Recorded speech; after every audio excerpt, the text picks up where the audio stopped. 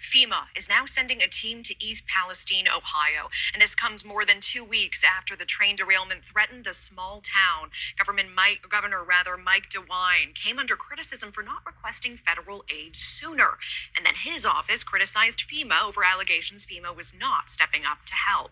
Meantime, there are new reports that former President Trump will be visiting East Palestine on Wednesday. Trump is expected to meet with community members. And now word that Erin Brockovich will also be in East Palestine for a town hall meeting. News Nation was the first network to speak with her after the disaster.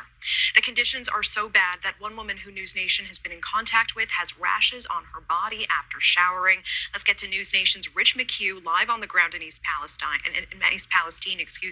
in which you spoke with a couple who's already having some negative health effects.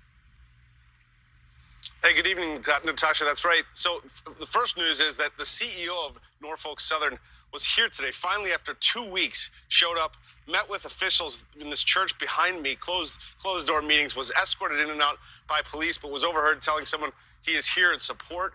The people we're speaking to don't buy it. For instance, they say that the health threat is real here, real time. One couple we spoke to went back to their house. We'd interviewed them earlier in the week. They went back to their house today for 30 minutes and had some crazy health effects. Take a look. So we were in the kennel this morning, picking up some supplies. We left. I went home I went back to the place where we were being evacuated. Caitlin Schwartzwelder and her boyfriend Chris, after being evacuated, came back home today. But she says she broke out in a rash almost instantly. I undressed to get into the shower, and I had a rash all over the side of my face, on both sides, and all over my chest. Take a look at these photos of her this morning after coming back on her property.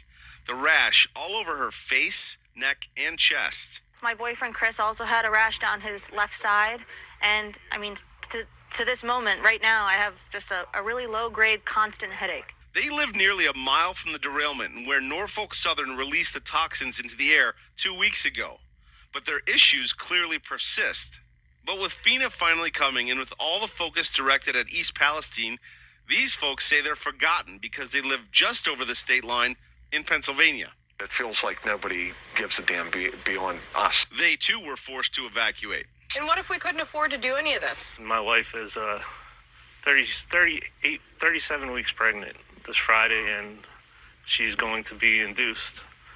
And it's all a little scary because we can't drink the water, unable to get our water tested because we're not a priority as of now.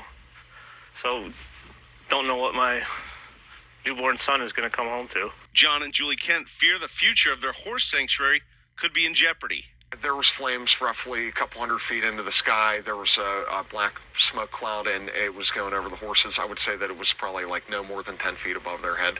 In the photos, you can see the toxic smoke flowing over their horses. They worry if they'll survive. The horses and myself and anybody that was here really in this general vicinity was exposed. And while the governor of Ohio and others have said repeatedly the air and water is safe, it's clear that some of the toxins have taken hold. A couple of miles outside of town, this is Leslie Run.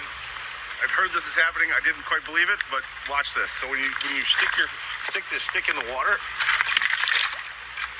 all the chemicals come to the surface in like rainbows. It's quite alarming. News Nation has asked Norfolk Southern CEO for an interview repeatedly, and we've sent a producer to their headquarters with no luck. How does this whole experience feel for you? That money matters more than humanity. Truly.